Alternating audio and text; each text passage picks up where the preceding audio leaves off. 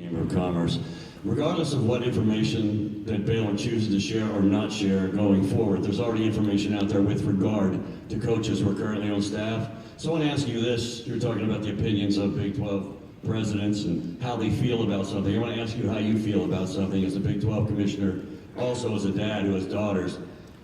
The fact that Kendall Briles, Phil Bennett, and Jeff Levy remain on staff at Baylor, I want to know how you feel about that. Well, I don't know that I can adequately address that because I know what you know, and so if you know more about those three in specific, I guess people would be glad to know the information. But I've asked questions about remaining members.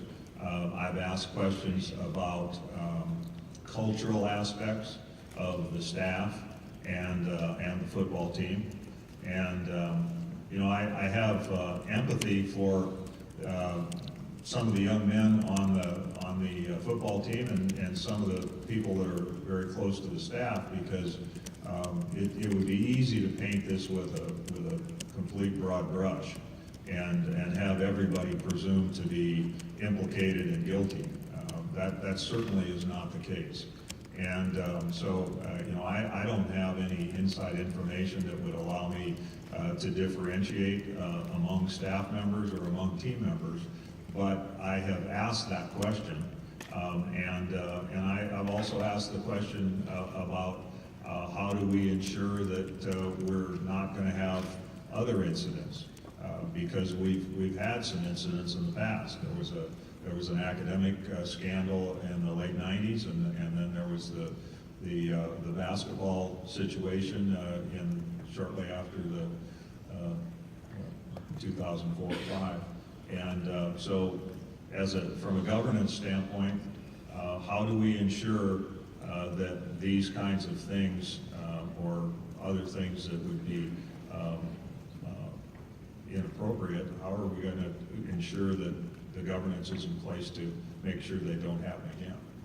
And that's the basis on which we're dealing with. But I want to reiterate, we don't have legal standing. We have associational issues, and we have,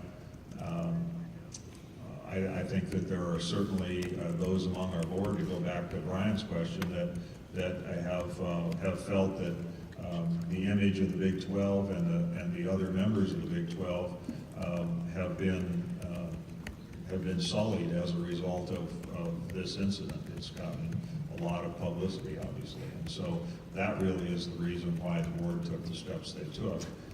But your question is indicative of the ongoing process. There are questions to be answered. We got a question on the outside left. Danny Klingscale, WHB in Kansas City. Have there been discussions, or do you anticipate discussions as a conference among the institutions